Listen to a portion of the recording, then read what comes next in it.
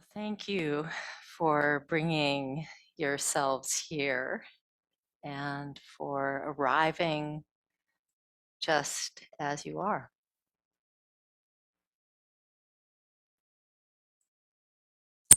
And today we're going to reflect a little on the space of connection and the wisdom of the natural world. But first, I'd like to guide us in practice. And so for those of you who are new to the Dharma Sunday, hi everybody online too. We've got a group there as well. We begin with practice. So we're going to start off with a practice that will be maybe guided practice, half hour, 40 minutes. And if you're new to sitting practice, in the middle there, if you're feeling really restless, you can stand and stretch and breathe and then sit again. If you're really new to it, it can feel like a lot to sit still for that long.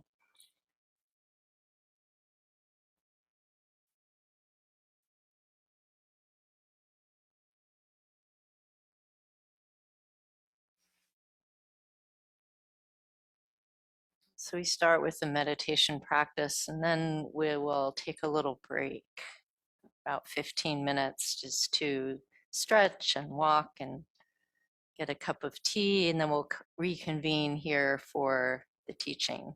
And then after the teaching, opening it to all of you for some Q&A. That gives you a sense of the arc of the morning.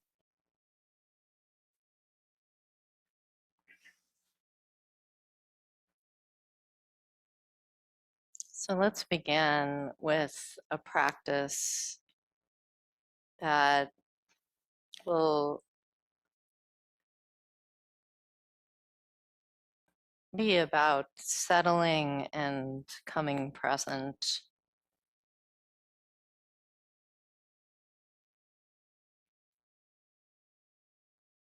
But also a practice that is a subtle way of dissolving that sense of separateness that we carry with us.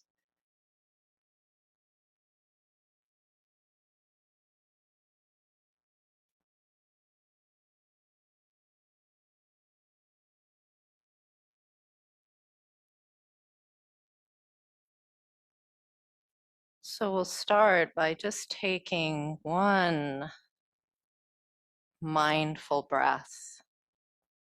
We're going to do 3 mindful breaths, but even just to take one mindful breath is an opening.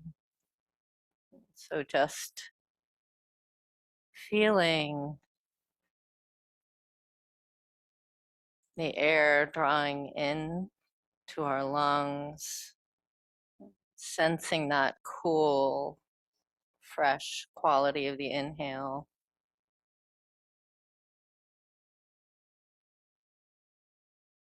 And a slow, deep exhale, feeling the warm, soft quality of the exhale.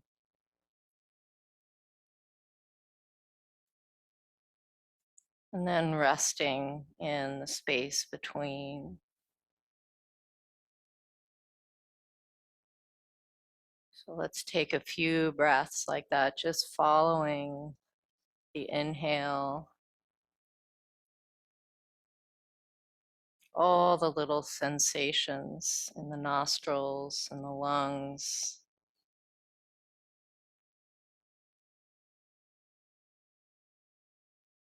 And following the exhale,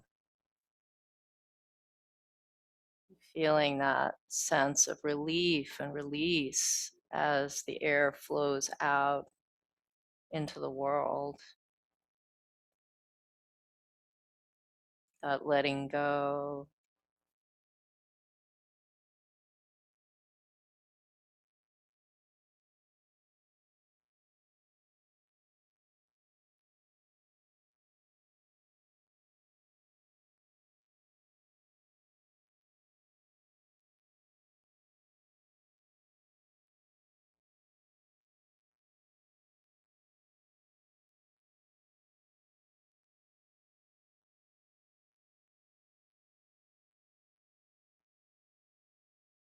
Scientists say that just one mindful exhale, being present on the exhale, resets your whole parasympathetic nervous system to a relaxation response. Just noticing how that is when you exhale, that natural reset.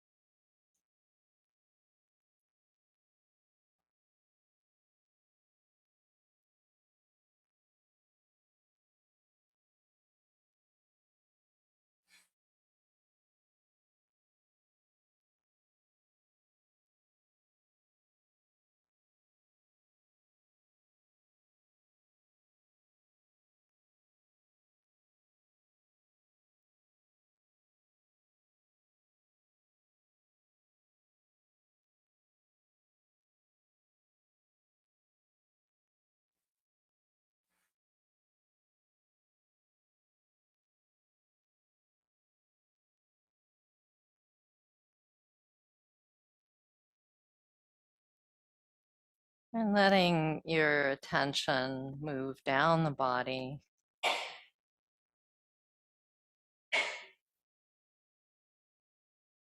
float down the body to where your seat meets or the chair. And notice it down there at the base of the body. You are so deeply connected to the earth,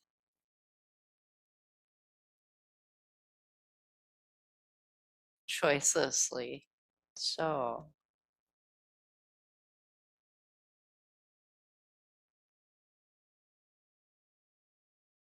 this body, earth upon earth.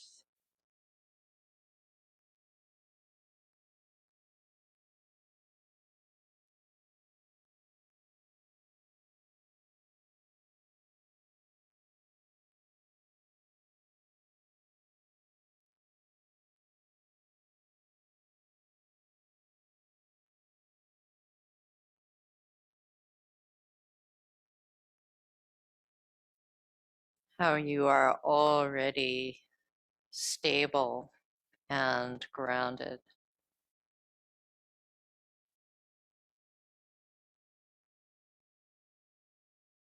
Just by virtue of your body's deep friendliness to the earth.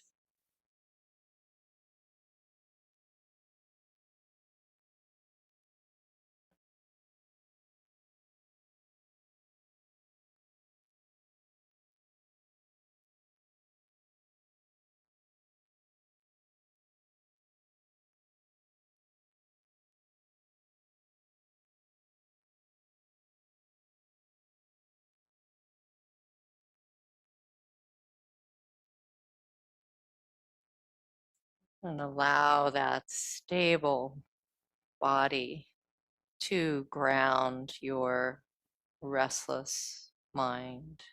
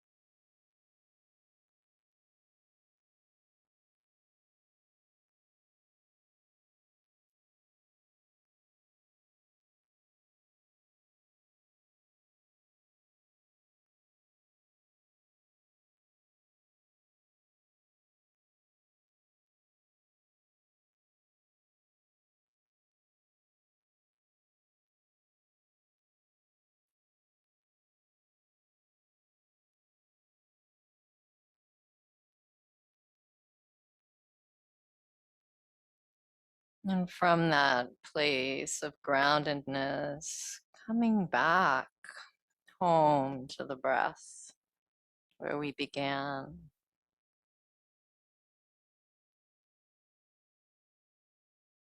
And this time, as you breathe, filling your whole body with the inhale, not just your lungs, but filling the whole body with breath on the inhale.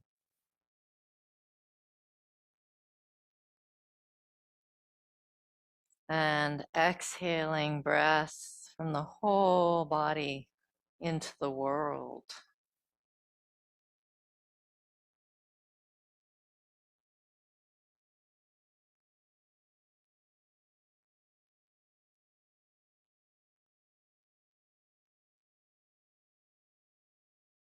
Breathing through the whole body.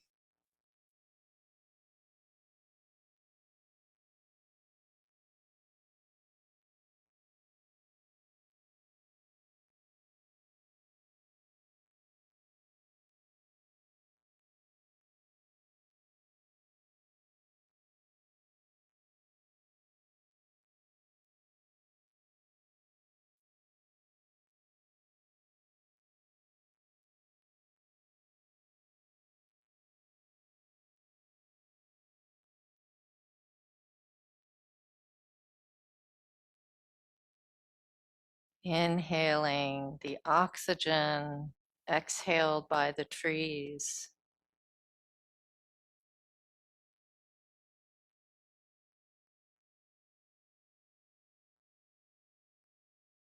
Exhaling the carbon dioxide released by your cells. Food for the trees.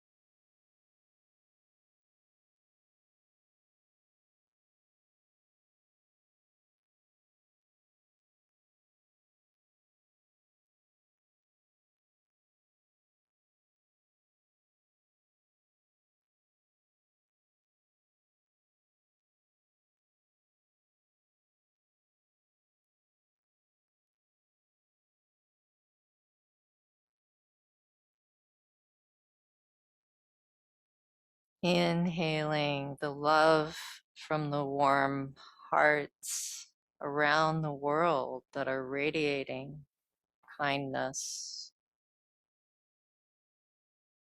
radiating love at this moment. Inhaling that love into your own body.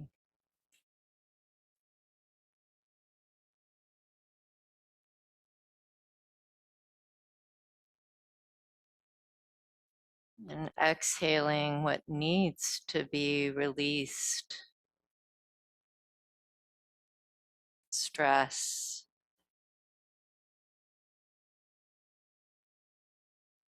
fear,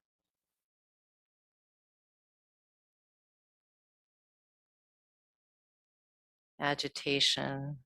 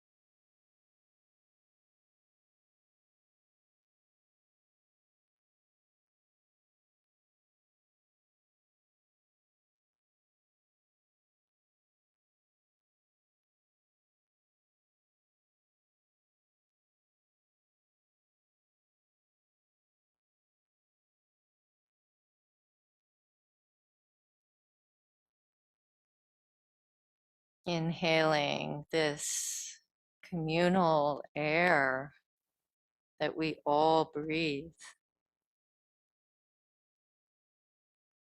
Plants breathe. The animals breathe.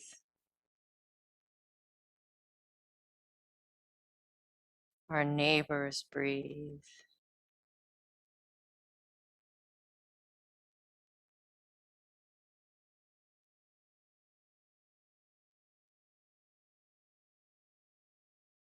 Co-breathing with all of the natural world.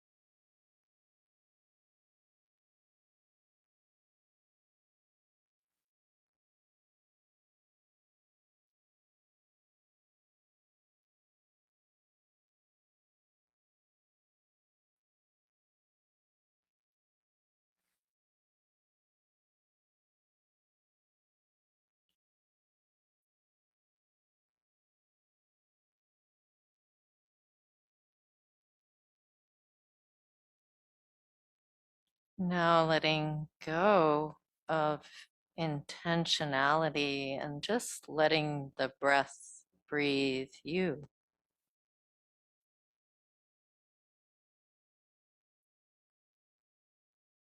Natural breath.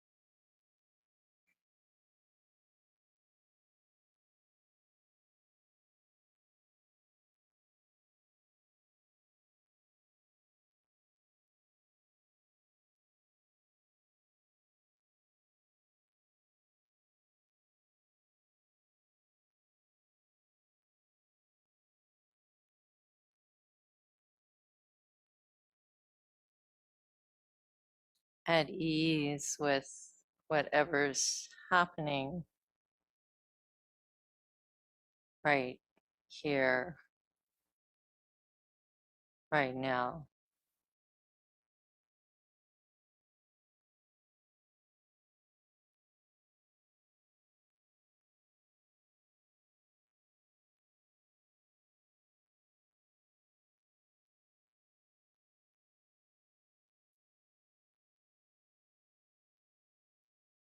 Just like the breath is flowing, the thoughts are flowing.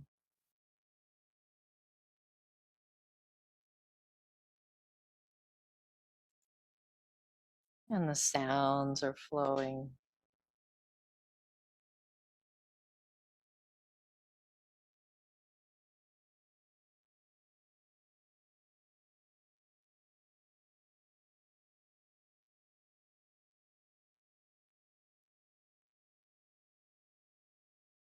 That's the natural flow of experience.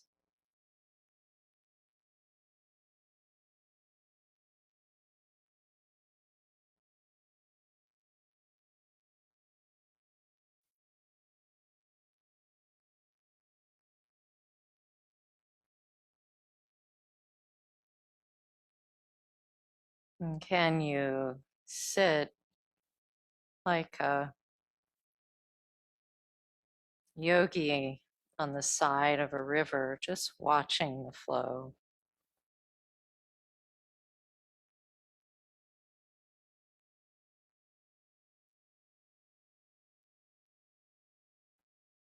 The thoughts like leaves floating down the river.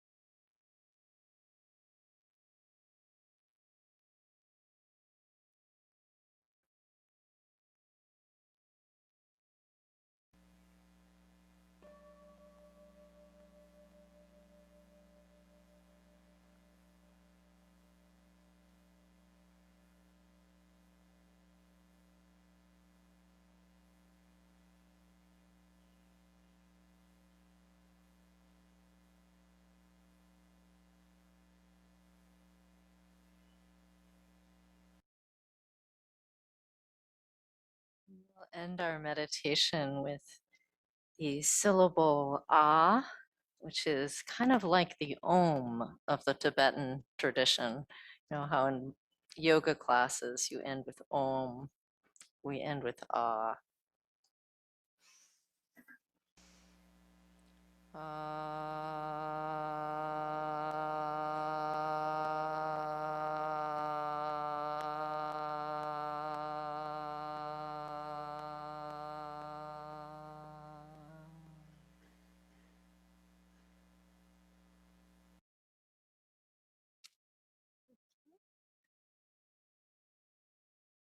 And we'll take a little break, 15 minutes. The meditation hall remains a zone of noble silence so that people can have if they want to stay and practice a little bit outside, feel free to connect. See you at 11.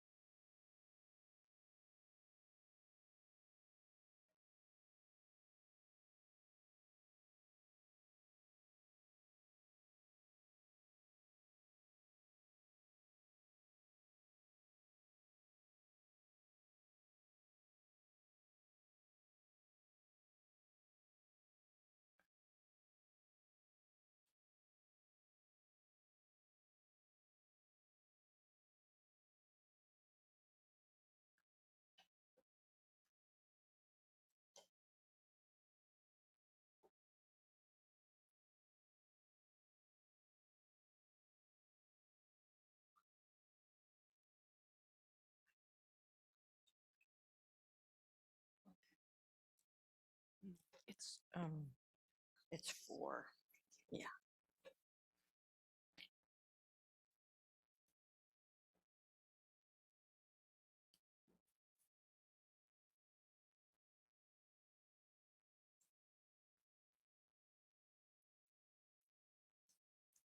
Okay. Test, test, test, testing. Pratitya samutpada? No. Can't hear me. You can't hear me. Okay. I can speak up too. Maybe I speak up. Try that again. Okay. Can you hear me? Sanjay Chidan Sojin Chonam La Jang Chu Bardu Dani Chab Su Chi Dagi Jin So Chi Pe So Nam Chi Rola Penjir Sanjay Drupal. We're on page 1. Sanjay Chudan Sochi Chonam La Changshu Bardu Dani Chapsu Chi Daki Jinso Chi Pe Sonam Ji Drola Penshir Sanje Druparo Sanje Churan Sochi Chonam La Changshu Partu Dani Chapsu Chi Daki Chenso Chi Pe Sonam Chi Rola Penjir Sanje Drupal.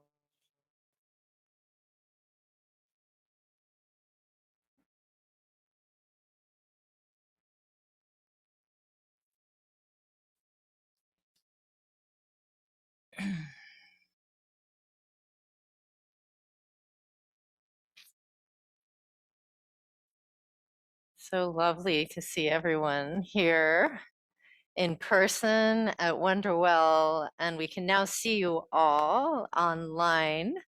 Hello and welcome to Wonderwell.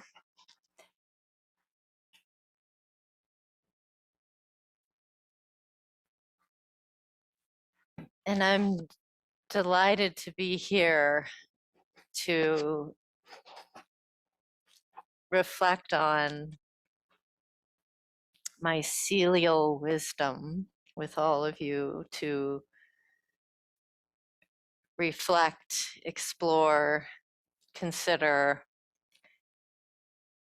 And this is one of a series of 4 talks that I'm giving over 4 months. And the topic, mycelial wisdom, is extending out of an exploration that I am engaged in at the moment. Can people hear me? How's it going in the hall? Better? Okay, it's louder? Okay, all right. An exploration of my relationship with the plant world and how that connects to the Dharma and spiritual practice, because I've been finding in my own exploration of my relationship with the mycelial network. I'll say a little bit more about what that is for people that weren't here last month for that teaching. I've been discovering, to my surprise, and not entirely surprised, but to my delight, that the plant world is teaching what the Buddha taught in many ways. It's the same wisdom. It's just coming through a way that I haven't known how to receive it exactly before. Although I think, yes, been receiving all my life, and some of you, many of you, been receiving all your lives, but maybe not framed it as I'm receiving the teachings from the plant world. Right? I think when we're children, most of us gravitate to the plant world in this really natural way. Children are drawn to the soil. I remember being 3 and getting my hand, seeing my own hands in the soil, and then fishing around in the soil, finding an earthworm and putting it into my mouth. There's that part of it too, right? We knew as children that we were connected to the natural world, and maybe that was a relationship that you had. I was remembering my own relationship with potted plants when I was a kid. I was very attached to my potted plants, and they all had names, and I attributed to them personalities. And I spent hours nurturing them every week. And on Saturdays would play classical music for 2 hours to my plants while I watered them and touched them and sang to them. So, and no one told me to do that. That was my own idea as a kid. And I'm sure you have equivalent experiences that you can remember from your past, maybe a relationship with a tree that you loved or used to climb, a relationship with a plant in your backyard, or maybe one of your parents' potted plants inside. There was also a peyote button in my plant collection, and I didn't really understand the significance of it at the time. Much later, I understood the significance of it. It had come from a friend of my mother's who was living in the Southwest. So lately, I've been exploring my relationship to the plant world and to mycelium.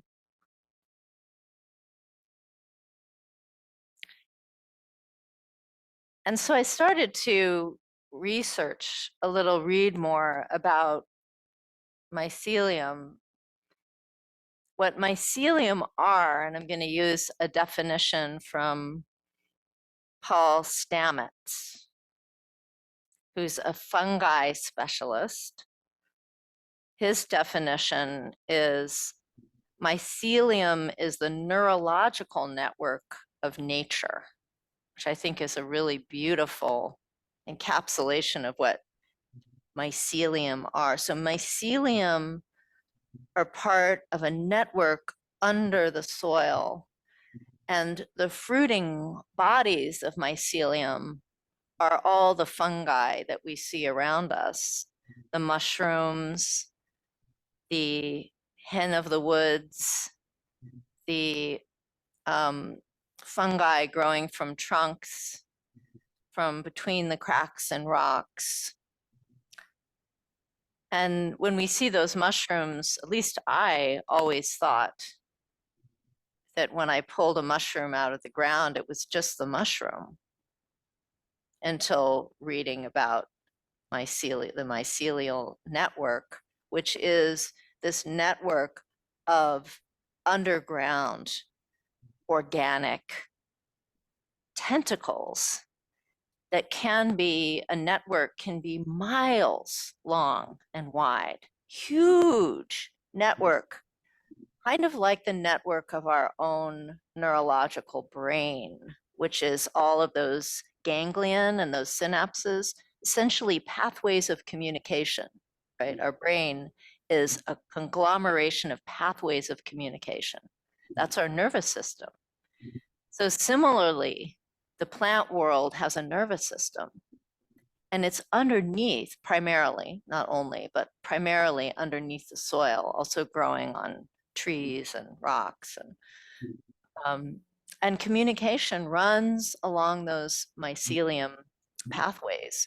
Communication not just between the different fruiting bodies, mushrooms, but also between the trees. The trees use the same network to communicate. And so in looking into that, I realized that what the mycelial network is this vast, hidden, relational, communicative network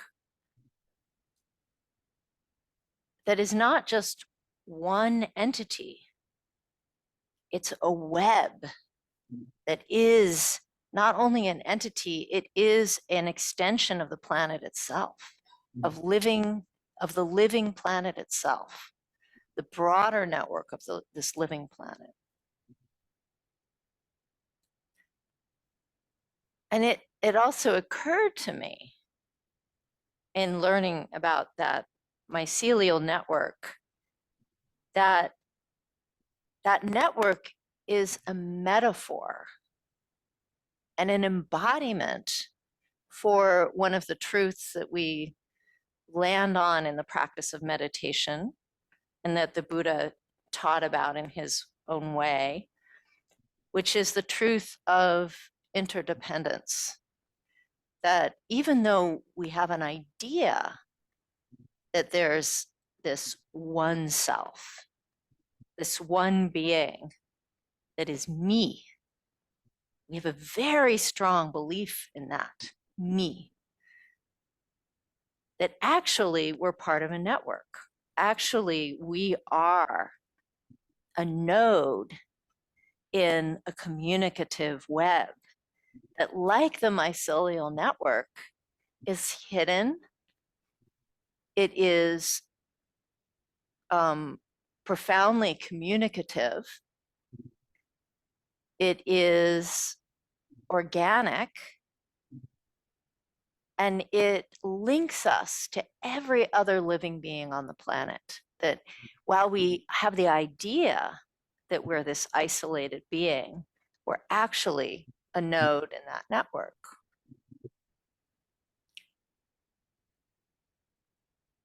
And so I wanted to explore this a bit on the cushion in the Dharma hall.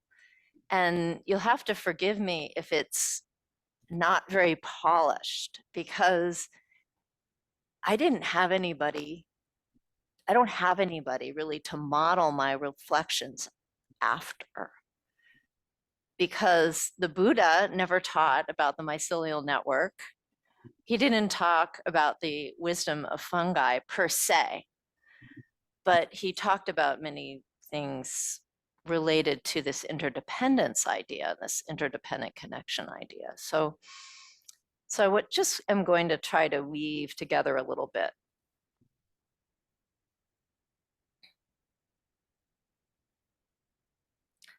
So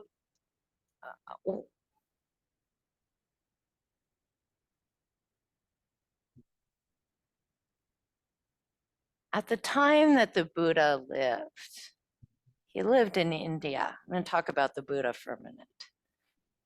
The Buddha was, for those of you that are more new to Buddhism, an actual person. He was an individual, a human being, not a god, who lived 2,500 years ago, more than that, 2,600 years ago or so in northern India. And the Buddha was born into this Hindu culture in India, the time that he was living there. And one of the beliefs of that culture was centering around this idea of Atman. Atman, Atman means self, self. And that the practice of meditation, the goal of the practice of meditation was to realize the Atman, to fully unite one's smaller self with the larger self of Atman. And the Buddha had this unique teaching around that. So the Buddha could have taught Atman, right? He could have taught that our goal of our meditation practice is to realize self, to realize maybe the full potential of the self. But instead, what he taught, and in some ways, there's not that much of a difference between the Atman teaching and the Anatman teaching, but still, what he taught as a kind of spin on that and a unique take on that is no, what we're doing is we're meditating to let the self dissolve. So he taught, instead of, we're not trying to reify or make stronger Atman, make the self stronger or more real or more apparent, that what we're actually doing is we're practicing in order to let go of this sense of self and to become free. So how he understood freedom was as this dissolution of self. But of course, then it becomes very important to understand, what did he even mean by self, right? Because he didn't mean we're going to disappear. Somehow through meditation, you're going to disappear and you're no longer going to be on the planet, no self anymore. But what the Buddha taught was not that there's no entity, there's no body here, but that this idea of a self is a construction. It is a series of ideas that we hold on to and that we define ourselves by. So what he encouraged was looking into those ideas. We might say what he said was not that there's no self, but this self is a construction of a lot of different parts that are actually in flow. They're actually in flow. It's not like there's any solid center that we can say, that's myself. And yet, we have a very strong sense of self, don't we? Like we wake up in the morning and we're like, here I am. And there you are. And there's my dog, Luna. My dog's name is Luna. And there's the world, and there's plants outside, and I exist vis-a-vis this world. And some of the world I'm attracted to, I find it interesting and helpful and pleasurable. And some of the world I really don't like. I find it unpleasurable and I want it to go away. And some of the things around me, the things out there, I feel neither attachment towards nor aversion to. I'm just kind of, take it or leave it. I could say I feel apathetic or neutral about other things, right?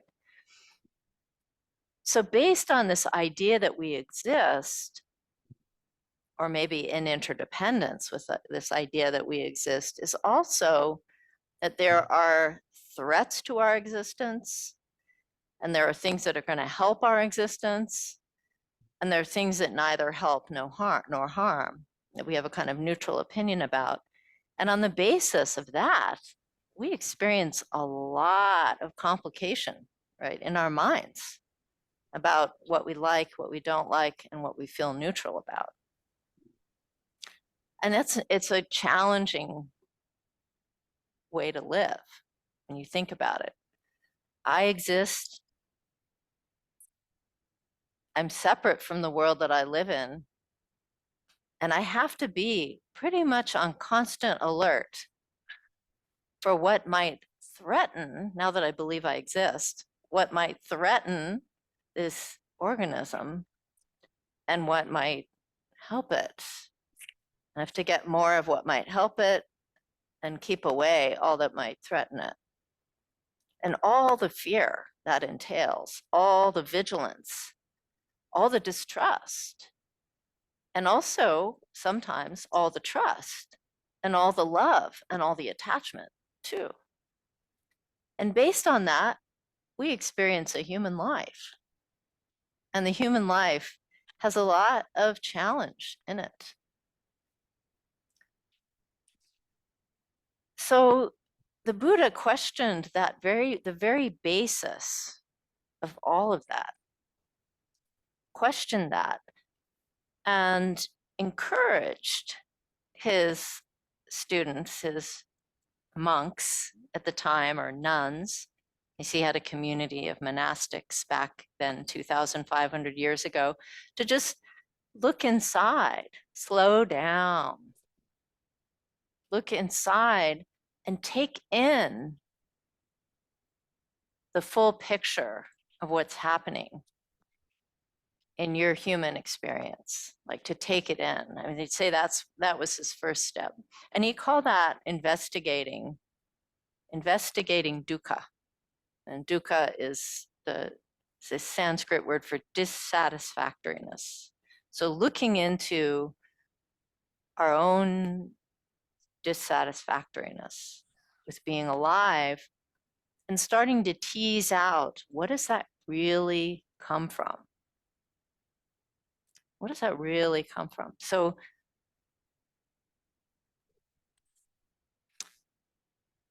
he encouraged question the notion of a self as one of the exercises that can help us look into the causes of our suffering. Do we really, not do we exist, but do we exist in the way that we think we do?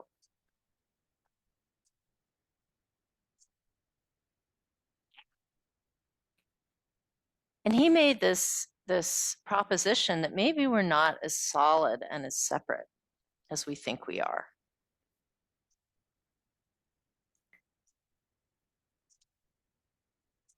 Maybe we're more connected, and maybe we're more of a flow.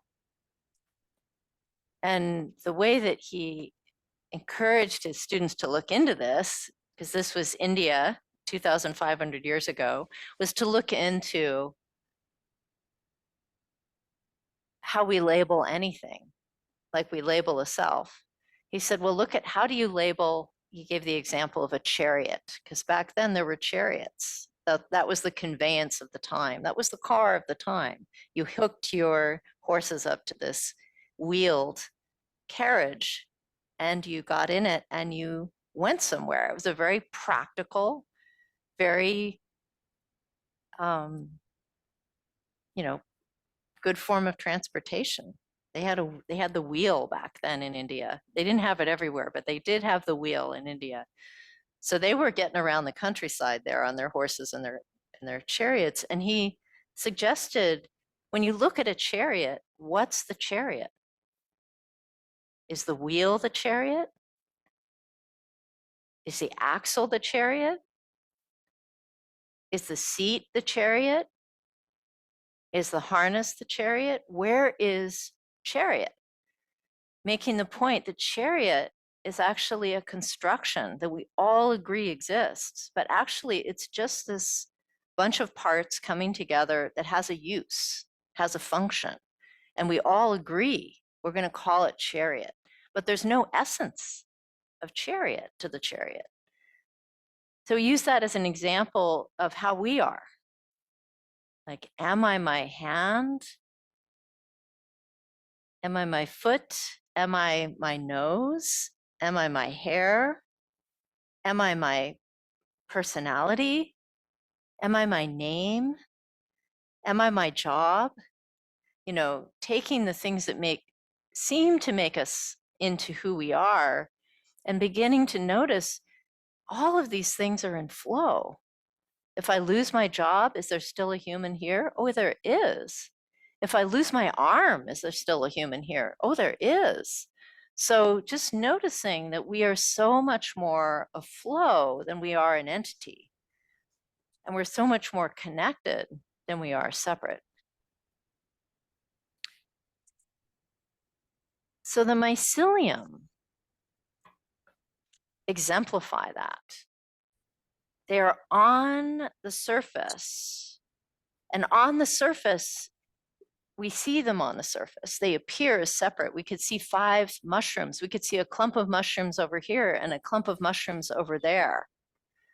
But actually what we're seeing is the fruiting body of this matrix underneath the soil. And similarly, there's a me over here and a Karen over there and a Barbara over here, 2 Barbaras, in fact. But we're just the fruiting bodies of the mycelial network of the planet. We too are the fruiting bodies. And that interconnection, just like the mycelial network is hidden, the interconnection, the oneness is real. But our sense of separation is a belief we have that we have to soften to feel into that realness, that we are one. Not only are we connected, we are one. I mean, that's even another step of understanding. You can understand I'm connected to you, but I'm one with you. I mean, that level of intimacy, that level of dissolution of the boundaries that we hold is a whole other level. But in some ways, that is exactly what we're doing on a spiritual path. We are beginning to feel into the permeability of what it means to be human. And so even in our meditation today, that's what we were doing. The breath is an amazing connector. If we're looking to start to move into permeability, when with every inhale, we are inhaling the exhale of all the trees and the plants around us. We're inhaling the gases that they have exhaled this morning. And with every exhale, we are exhaling our own gases that they will then inhale.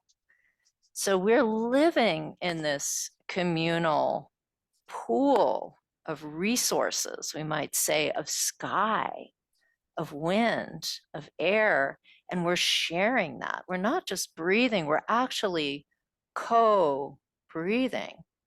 So as you're just even resting on the breath when you're meditating, when you begin to tune into that, it softens that sense of it's just me. With every breath, I am part of the natural world. And with every exhale, I am a member of the animal family and of the plant family, of the human family and the world family, the earth family. So breath can do that for us, can tune us into that permeability. But also, more deeply, we look into the mind, which is another place we are resting, examining, working with as meditators. Part of our whole slowing down process when we meditate. Why get so still? You know, people often wonder that about meditation. Why do you have to be so still? Like, why can't we just do this when we're moving? We can. But there's something about slowing down the nervous system that slows down the thinking mind. And as the thinking mind begins to slow down, we notice there's more to our experience than just thinking. We're so enmeshed in our thoughts and in our beliefs about reality, our beliefs about time, our beliefs about space, our beliefs about our separateness, our beliefs about the I, our beliefs about others, and our belief in our own thinking. I mean, we're very much attached to the thinking, not just having it. We're also like, yeah, this is true. I believe this, whatever it is we're thinking. Of course, it changes in 2 years. We don't believe what we believed then, and we're like, oh no, actually, the more older you get, the less you know for sure. So when we slow down, when we stop, when we find stillness, we start to notice that there's so much more to our experience than just thinking. There is space between the thoughts. There are other kinds of knowing. There's intuition. There's body wisdom. There's animal wisdom. So we're not just walking in prefrontal cortexes. We're not just walking brains. We are animals. We are primates. So there's primate wisdom, animal wisdom. And as we start to notice, there's so much more in there, we also begin to notice that we are connected. So much more in here, but also we notice that we are not everything we thought we were. In fact, we're much vaster than we thought we were. So as we slow down like that and begin to practice, we notice mind, this thing that we thought had an edge and had a center, is actually very spacious. And when we try to find the edge, when we do that kind of an investigation, which is hard to do when we're all caught up in the thinking, but if we start to investigate this one, where do they end? And where does the next thing begin? It's really hard to grasp onto that, to find that edge. And we start to wonder, is there an edge? So that comes through that practice of meditating. And mycelium challenges us to think that way as well. Because is there really an edge to the mycelial network? It's tied into something on its edge. It's tied into a river. It's tied into tree roots. It's tied into moisture and the elements. And then where does that go? Another tentacle in the mycelial network.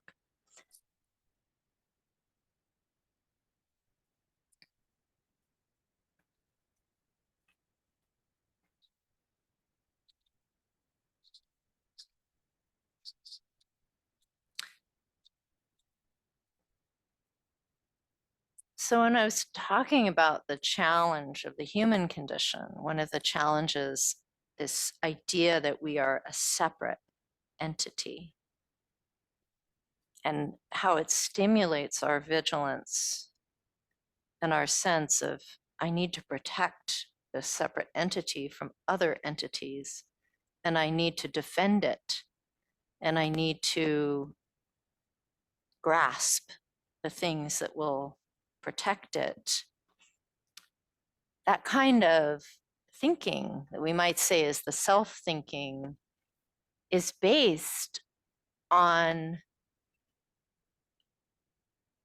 defensiveness and vigilance. But the mycelial network works on the basis of cooperation and communication. So if you even look at some of the research into how trees communicate through the mycelial network, they warn each other for example, when there's a predator, like a leaf borer in one of the trees, they send out a kind of warning hormone through the mycelial network to warn another tree this is coming, and that tree can begin to develop a system of protecting itself. It's not that the mycelial network doesn't protect itself, but its main impulse and the way that it works is through this communication and this network of cooperation with the other nodes in that mycelial network. So I think there's something we can learn from that kind of thinking of ourselves not as the entity, but as the web. So if I'm part of the web, how would I behave? If I'm part of the web, how would I speak? And how would I be? How would I embody that connection and that love?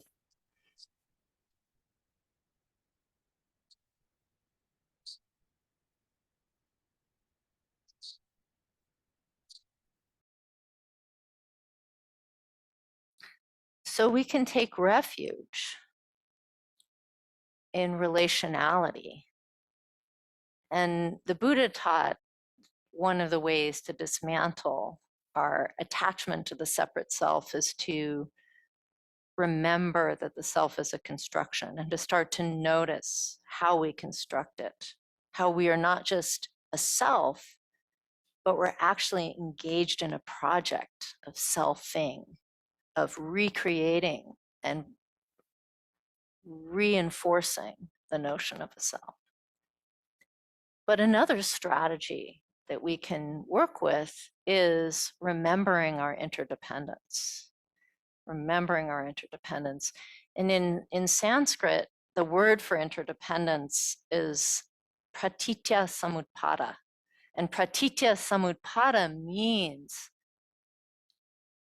dependent and connected.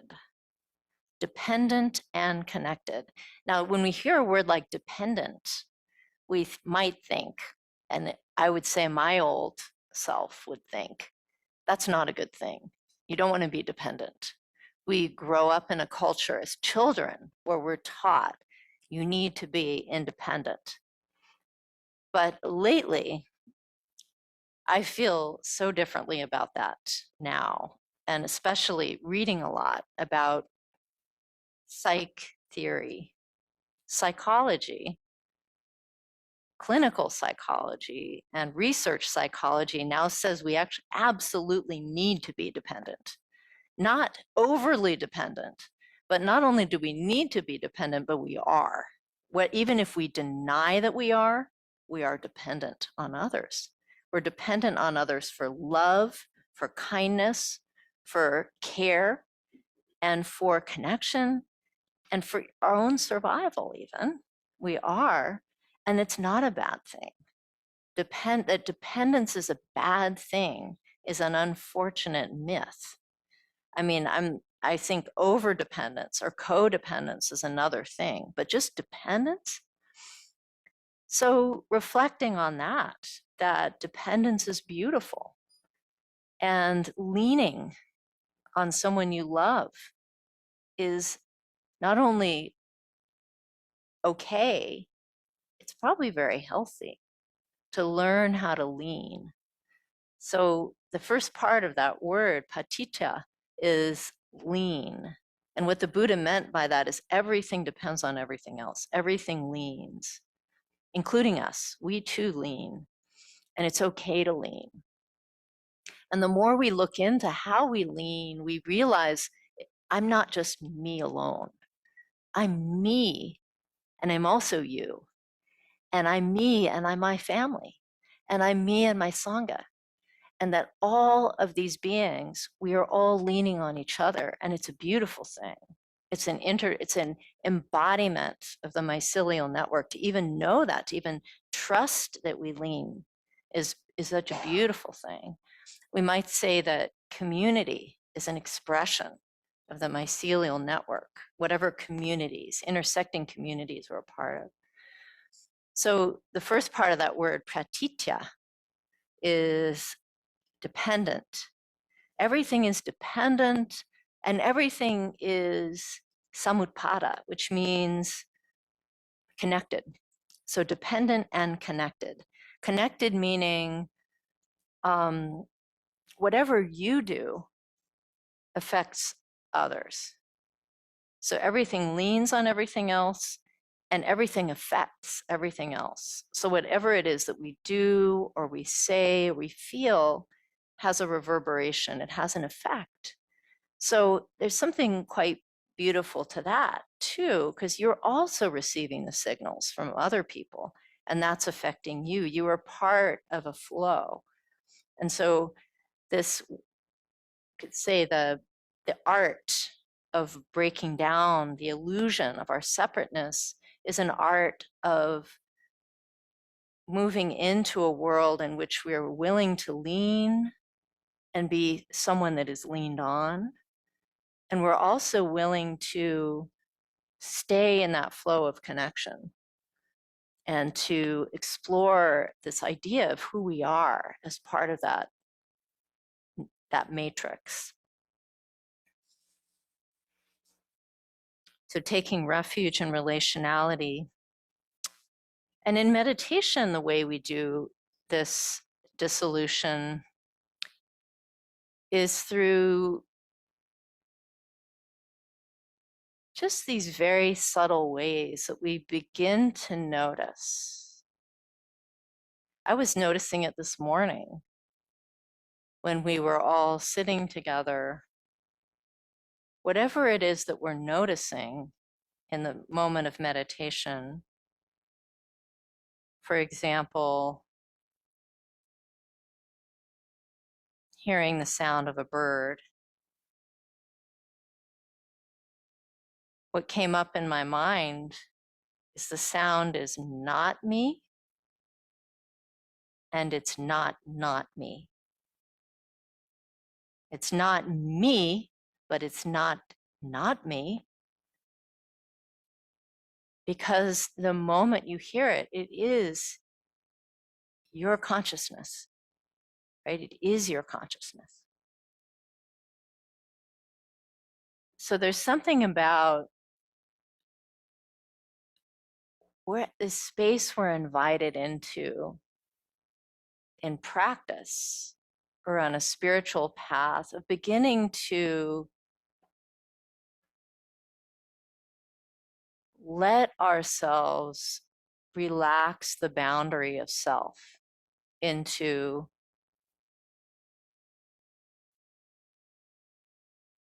I don't know where I end and this world begins. And that's not so much an idea in practice as it is an experience in practice. And I think the plants teach that. They teach that. They are so permeable with their environments. If you look at a plant, any plant, and you watch how it is reaching out and being a part of the world that it is in. And plants don't have a prefrontal cortex. So I would bet they're wiser than we are. Like they know their interdependence from the ground up. And we've sort of interfered with that, with an idea of the self somehow. But this idea that consciousness is a oneness consciousness, when we really get down into it in ourselves, it doesn't know it's a self.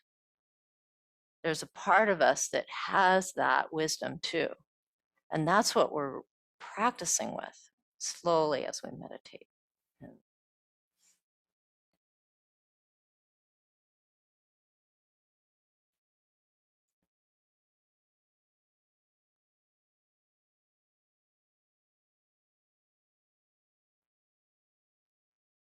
So this wisdom of the plants, it may not be something that we're now tuning into in 2025 or since the 60s. It's something that people have known forever. And there is evidence that our consciousness, our brains evolved in relationship with mycelium. We have receptors in our brain that communicate or that receive the messages from the mycelial network when it's ingested. There are receptors that developed over time. So there were, from a long time ago, entheogens are called entheogens in the literature on these psychoactive fungi. Entheogen means a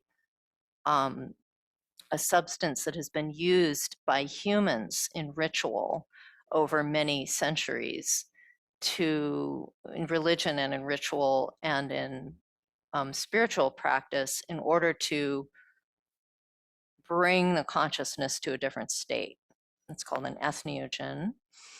And they have been around for a very long time, probably forever, since we've been human, probably since we've been human.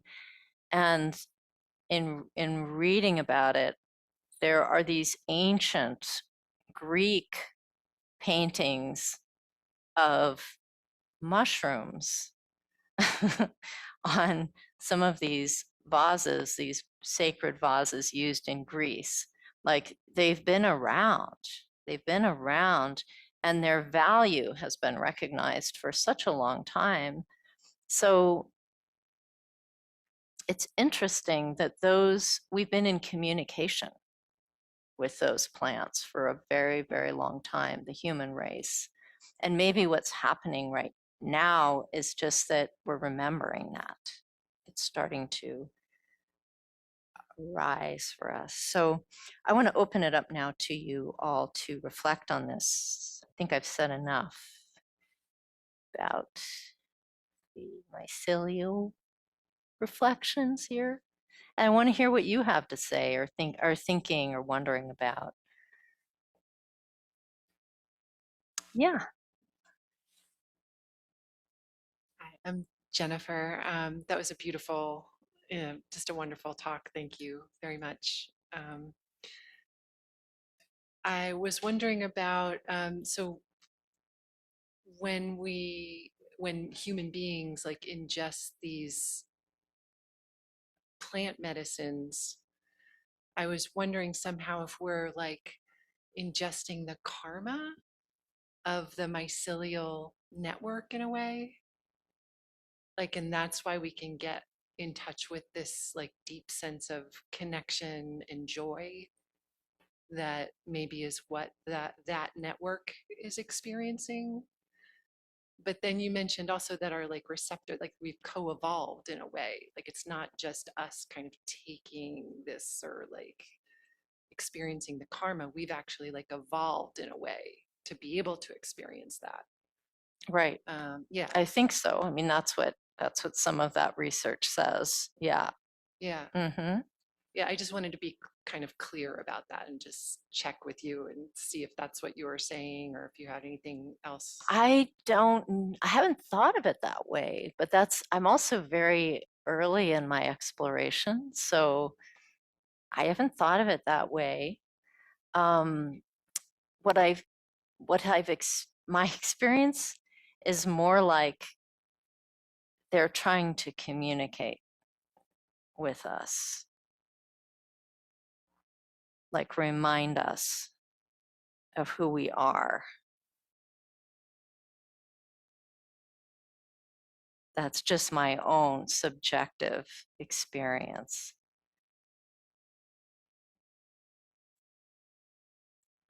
Yeah, Yeah, that's awesome. yeah. Mm.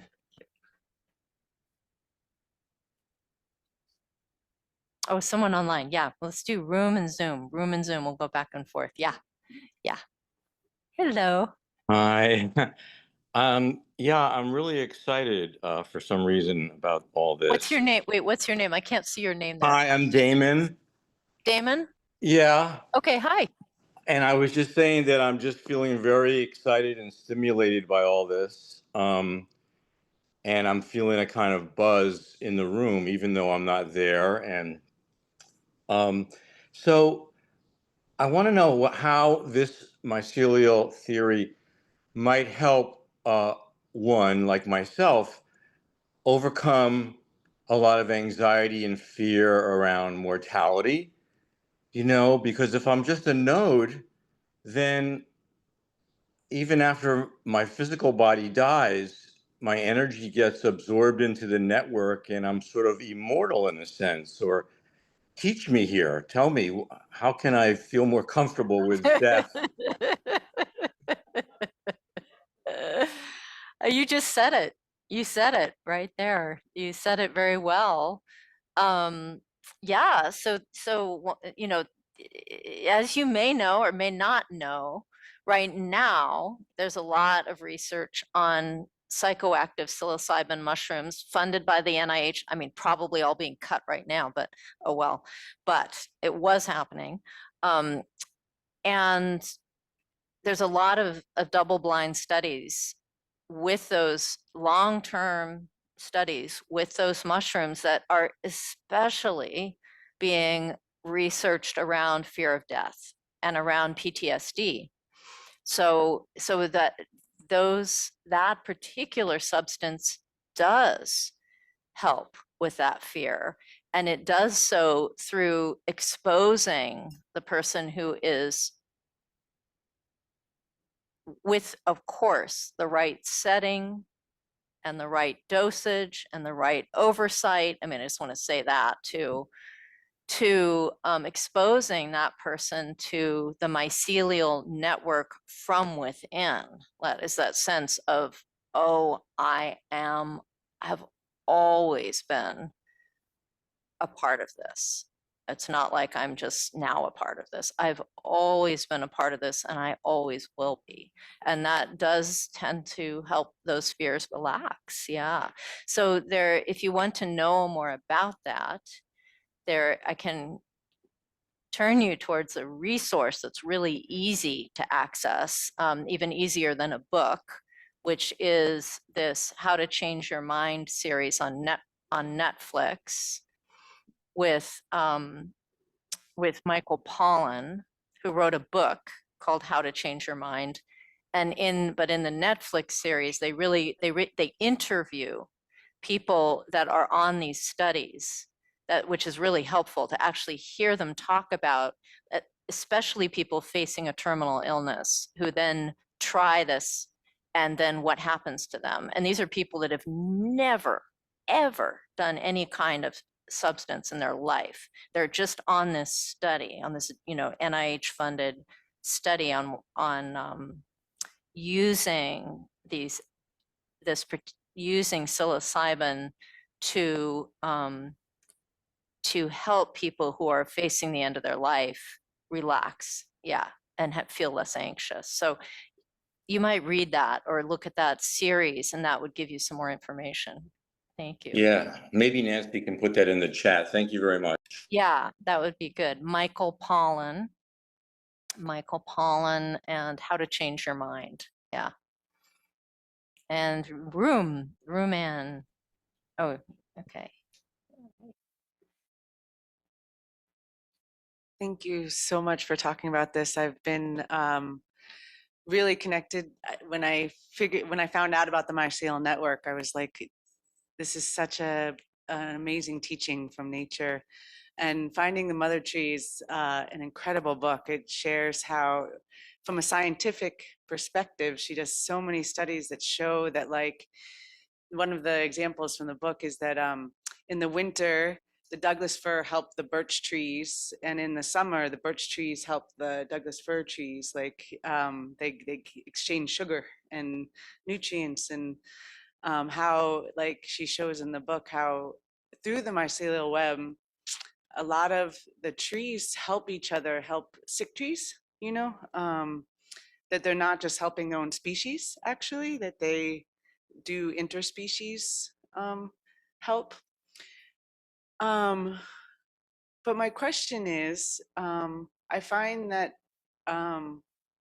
there's like a lot of, I'm looking for that in my life. Like, I feel like we need to, like the dependence that you spoke about, but then there's still like this really hard thing about interpersonal problems, you know, and like this thing, this label of like toxicity and like, you know, needing to cut people off. And like, I just wanted to hear what you had to say Hmm. about that. Because Mhm. I believe that when people are hurting, they need more love instead of like being cut off. Right, right. Yeah, I would say, you know, life is complicated, right? We're complicated human beings. As human beings, we are complex creatures. And um, I love what you said, and I think that leading with love is a very beautiful thing. And there's also things can be complicated, and there are people, there are times when the best people need to be apart from someone because it isn't good for them to be near them. That happens. It happens. It's happened to me. I can say that. There are times when we have to be apart. It doesn't mean, think for myself, how I hold that is not ever cutting that person off in my heart. I may have to step back for my own health, for my own mental health, may have to step back, but I don't have to close them out of my heart. And so that kind of you can love someone up close, and you can or may need to, or someone may need to from afar at times. I don't know if there's a recipe, one recipe that fits. Yeah, it's hard to see that happen when that happens. It's hard to be in that position. Yeah. Yeah. Thank you. Yeah. Hmm. Oh, oh yeah. Room and Zoom. Thank you for helping me. Yeah.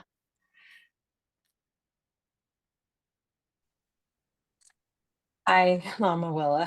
Hi, Hi, it's Justine. hi, Justine. Hi, thank you for this. And I just want to say that I've heard you talk about the Tao Te Ching, the Book of Changes, before, and I find this talk very reminiscent of that. And when you described the hearing the bird, I had this image of my mind of the reflections of the moon over the water.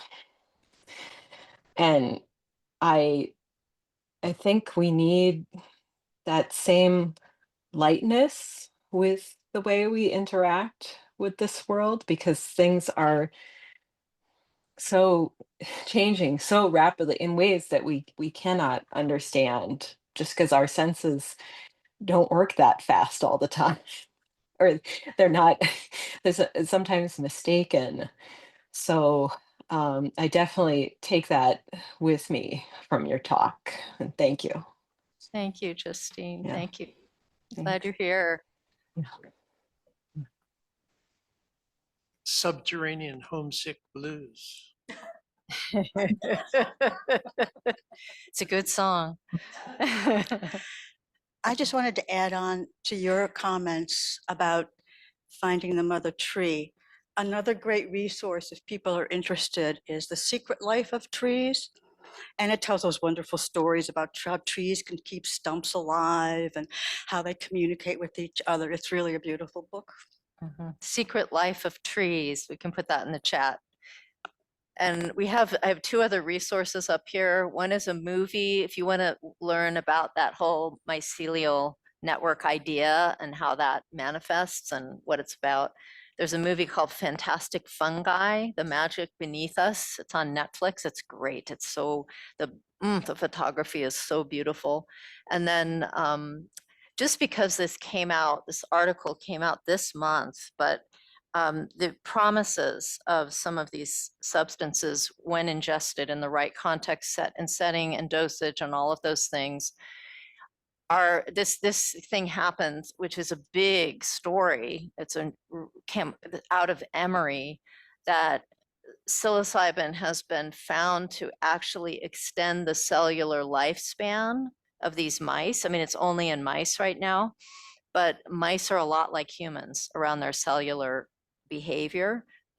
So if that's true, then psilocybin has anti-aging properties that could be significant for the just health benefits, not even for the psychoactive qualities of that mushroom, but just the health benefits of that mushroom.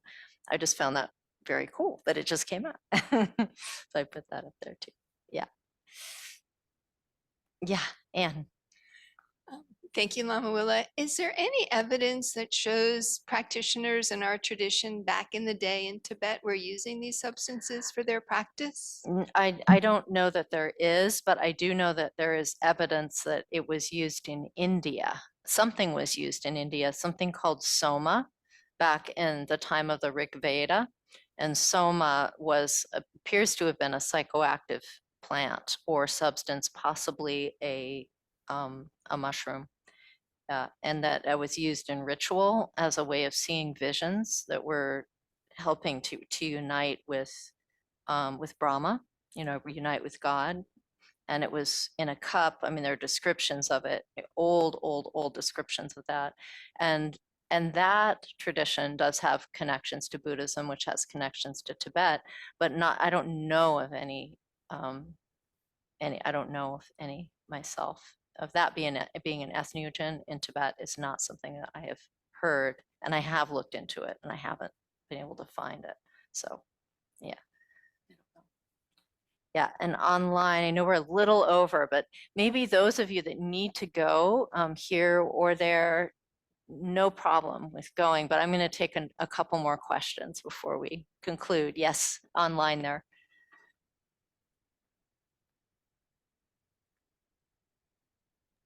Judith? Hi, thank you. So I was meditating and had this, not today, but just in my past, had this image of everything being a net of energy. And someone introduced me to the Indra's net. And so when I heard, can you hear me? Yeah. Okay, so when I was reading and introduced to the mycelium network, I was like, oh my God, that's Indra's net on like a microcosm, and I was just wondering if you had any insights to that. It seems to me like Indra's net is, and then the mycelium is the earth Indra's net. Yeah, beautiful. That's a wonderful way of putting it. Indra's net of the earth. Thank you. Thank you. Thank you. This has been wonderful. And also the artwork of Alex Gray, where he just has all that. Yeah. Alex Gray. He does capture that human network interdependence. Yes. And body mind interdependence in his art. And who's else? There's someone else there with their hand up. I'm going to take you too, because I did 2 in the room, so we could do 2 on Zoom. It might be me. Yes, it is. Yeah. Okay. Hi, Willa. Lama Hi. Willa. As I was sitting, I was thinking about being rooted in the earth. And then as I was listening to your talk, I was cleaning the garlic and just imagining myself with these deep, fine roots that connect down into the mycelial network. Beautiful. Thank you for sharing. Yeah.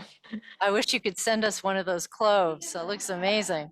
I wish I could. Yeah, they're nice and big. Beautiful. Thank you. Yeah, one more here. Yes. Hi, thank you so much for this talk today. It really resonates with me personally so much, and I'll try not to be about the self, but I am a practicing herbalist. So I have the the wonderful experience of working with plants every single day in my apothecary and on my farm, and wanted to offer just some of my thoughts that might touch you. Is my master teacher and mentor taught me to slow down and thank the plant, because if we do, the plant will speak to us. And oftentimes, as individuals, we will look at a garden or a space and see the weeds. And what is our instinct as a human is to pull the weeds, because they're going to potentially starve my lettuce plant or, hinder it. But in actuality, we need to look at that as, did that weed pop up there because the plants around it are interdependent upon a nutrient that it will provide it? Or has the relationship become toxic? And that's when we may need to assist the plant kingdom in, finding a balance.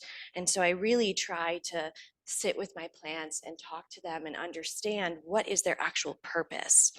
And then I would invite all of you, especially today, because you're here at Wonderwell, where it's beautiful and we're surrounded by plants, to just really look at your environment, and whether you live in a city or here or anywhere, what plant seems to be in your life appearing to you repeatedly?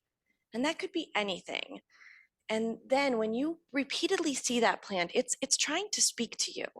It has a message for you. And maybe that's something you may wish to consider, or to touch it, or to do research on that particular plant. And then lastly, I find it very wonderful every day to have my bare feet on the ground. And we all have heard of grounding. It's so trendy, right? But really, that physical connection with the earth really can teach us so much, even in just a few short moments. And then getting our eyes to the sun, because we're connected to all of it in the universe. And the sun actually influences us into the retina, and it helps us to connect and ground and find our sleep and our rhythms. So, and then lastly, on plants that have different properties that maybe can affect the brain outside of mycelium, there are also many plants, like particularly I'll use mugwort as an example. It's often used in sleep teas or things like that, but there's much in the history of the universe humans using that to help them deal with trauma, deal with lucid dreaming, to help expand their meditation. So there are plants that can be utilized in that manner. So thank you. Thank you. Thank you for sharing it. Thank you. So I think we need to wrap up now, because we've reached time, but afterwards I'll stay here for a while. So if people want to come up and say hi or introduce yourself or share something that you weren't able to share in the room, please feel free. We're going to conclude with our bodhicitta dedication prayer. Bodhicitta means something like wise compassion, for those of you that are new to it. Chongchu Sem Cho Rinpoche Ma Che Panam Che Jorchi Che Pa Nyam Pa Me Pa Yang Kong Ne Kong Du Pao. May the pure, brilliant sun of bodhicitta dawn in each and every heart and mind, dispelling the darkness of suffering and confusion unstoppably until all are fully illumined and awakened. Thanks everyone for coming today. Thank you. Please join us for a potluck. Bye everybody online. Bye-bye. I see you all. Lots of love.